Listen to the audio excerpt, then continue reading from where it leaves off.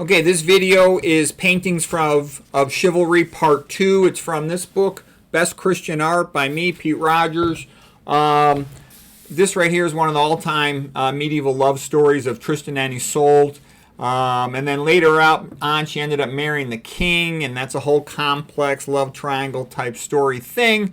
I put below here, like in this book, I would put a whole bunch of songs when they would go with the theme. So the best love songs ever, the best one ever is Thanksgiving Song, sung by Johnny Cash with June Carter.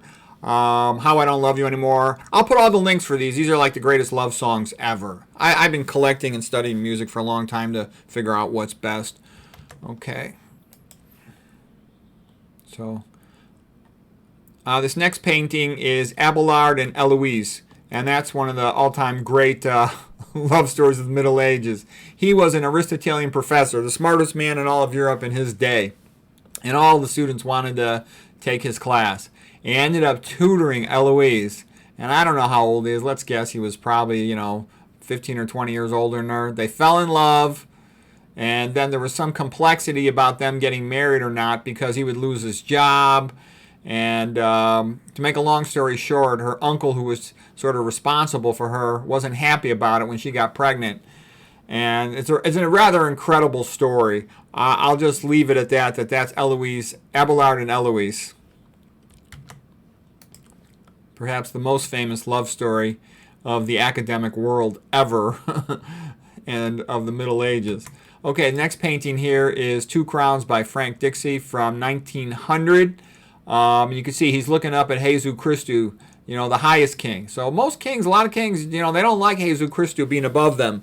But it's good that the public keeps Jesus Christus above them because it keeps them in check, puts a limit on what they could do, provides an other authority they can appeal to rather than just the ruler controlling things on a whim.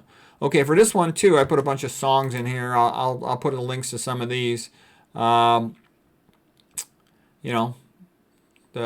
proles love having religion because it says that they're equal in the eyes of God. Okay, as far as the ruler is concerned, they're just a bunch of talking monkeys, primates.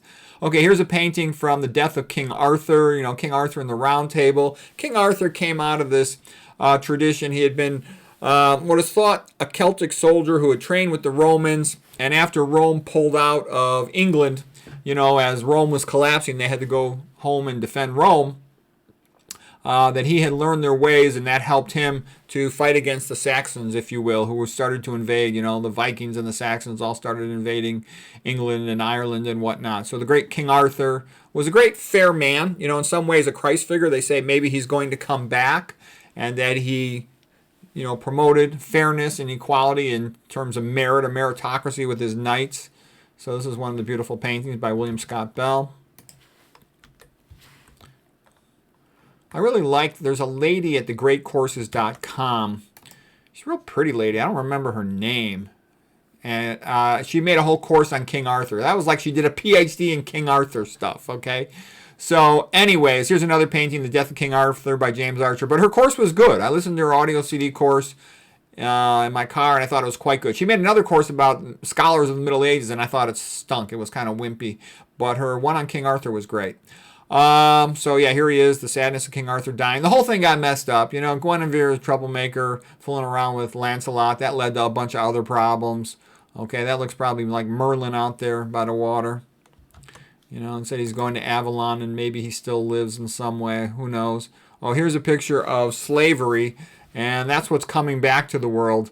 You talk to like an average person, they don't even think slavery exists. No, it still exists very big. It's very big in many countries of the world. And sadly, it's even exists in a big way in this country. Just most people don't know about it. And it's increasing big time.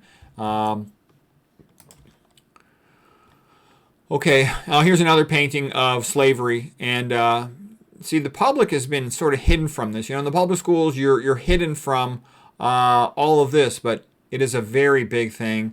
And it's increasing, and it's going on right now in all of the best countries, and there's a lot of things going on related to it that are not talked about. I'm not even going to get into the details of a current ongoing conflict where that's really a big part of what it's about, even though that doesn't get said much in the the main, what, stream news.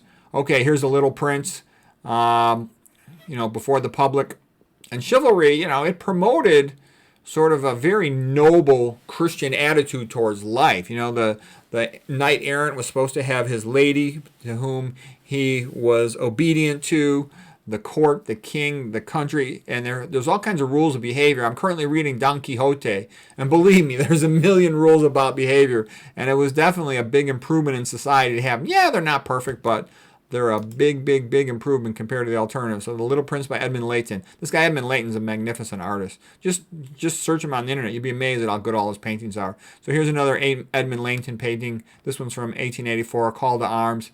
And you can see it. So here's the prince grown up, just got married. They're hoping to, make the two-back beast and have some heirs to the throne. And all of a sudden, here comes the leader of their group saying, uh-oh, you got work to do. We got to go deal with some other conflict. So just, the painting is just beautiful.